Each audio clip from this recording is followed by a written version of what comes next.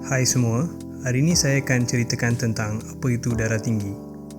Hypertension atau dikenali sebagai tekanan darah tinggi merupakan sebuah penyakit kronik yang boleh membawa kepada komplikasi dan juga kematian jika tidak dirawat. Jadi sebelum kita cerita tentang tekanan darah tinggi, kita harus tahu apa itu tekanan darah. Tekanan darah adalah tekanan yang dikenakan oleh jantung terhadap arteri semasa peredaran darah. Biasanya, tekanan darah ini diukur dalam dua bacaan iaitu seperti berikut. Nombor yang pertama iaitu 120 menunjukkan tekanan darah sistolik iaitu tekanan darah kepada arteri sewaktu jantung kontraksi. Nombor yang kedua pula iaitu 80 dinamakan tekanan darah sistolik iaitu tekanan kepada pembuluh darah sewaktu jantung berehat. Bacaan tekanan darah yang normal adalah biasanya tekanan sistolik yang di bawah 140 dan juga tekanan diastolik di bawah 90. Kadar normal bacaan ini biasanya tergantung kepada beberapa faktor terutamanya umur seseorang pesakit. Jadi, apakah penyebab-penyebab kepada penyakit tekanan darah tinggi ini? Antara penyebab-penyebab tekanan darah tinggi adalah seperti penyakit buah pinggang, penyakit sistem endokrin dan juga penyakit pembuluh darah. Ada beberapa faktor risiko yang boleh menyebabkan masalah darah tinggi ini. Faktor-faktor risiko yang boleh mengakibatkan darah tinggi adalah yang pertama, gaya hidup yang kurang aktif. Yang kedua, umur melebihi 35 tahun. Yang ketiga, merokok. Yang keempat, berat badan yang berlebihan ataupun obesiti. Yang kelima, paras kolesterol yang tinggi.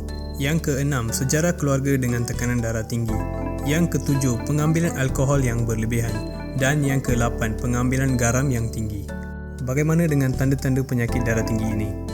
Biasanya penyakit darah tinggi ini tidak menunjukkan apa-apa tanda pada 90% pesakit. Hanya 10% pesakit yang akan mengalami tanda-tanda penyakit ini. Disebabkan 90% pesakit tidak menunjukkan apa-apa gejala, penyakit ini sangat susah untuk dikesan. Di Malaysia, salah satu kajian menunjukkan bahawa 1 daripada 5 orang mengidapi penyakit darah tinggi ini dan hanya 30% dikesan dan dirawat. Kenapa penyakit darah tinggi ini harus dirawat? Penyakit darah tinggi ini boleh menyebabkan beberapa komplikasi kepada badan kita jika tidak dikawal dengan baik.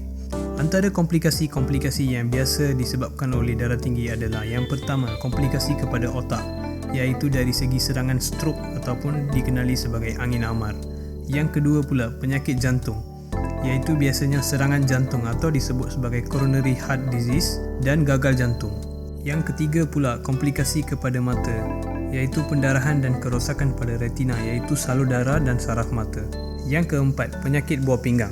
Darah tinggi yang tidak dikawal dalam jangka masa yang panjang boleh menyebabkan kerosakan pada salur-salur darah pada buah pinggang. Jadi, apakah rawatan untuk penyakit darah tinggi ini? Sebenarnya, rawatan kepada pesakit darah tinggi ini biasanya terbagi kepada dua, iaitu farmakologi dengan non-farmakologi.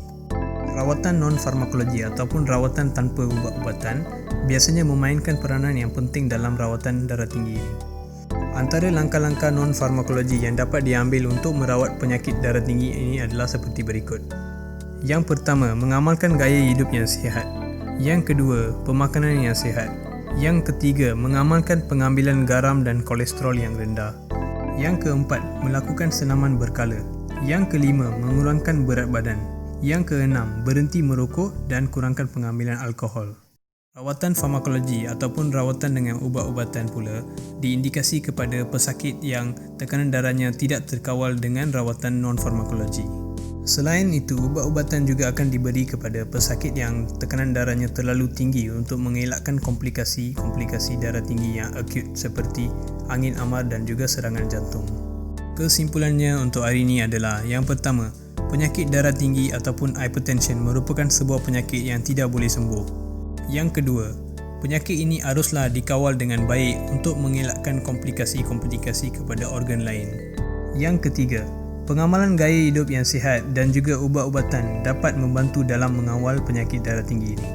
Yang terakhir, pemeriksaan tekanan darah yang berkala adalah penting untuk memastikan kadar tekanan darah dalam level yang terkawal untuk mengurangkan komplikasi-komplikasi yang akut.